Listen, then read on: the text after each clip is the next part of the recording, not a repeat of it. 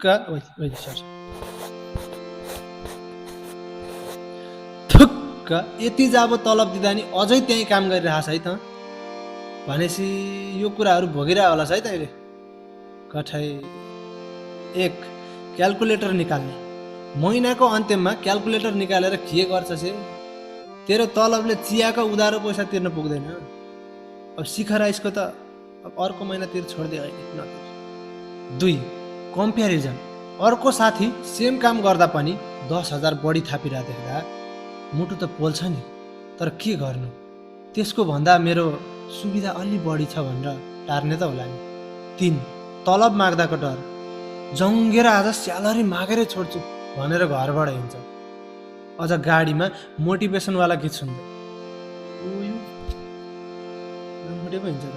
कहाँ पुगेको मोटिभेसनवाला गीत सुन्दै तर साउको अगाडि पुगेपछि सर सर त्यो के अरे त्यो छ नि सर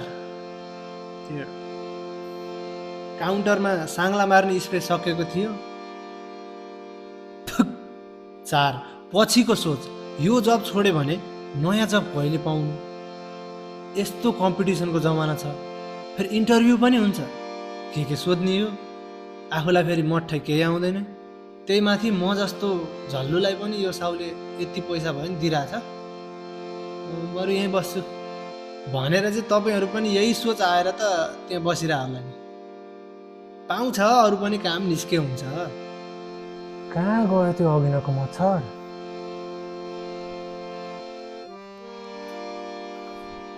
होइन तिमीहरूले राम्रो काम पाउँछौ मैले चाहिँ अब यस्तै पाएँ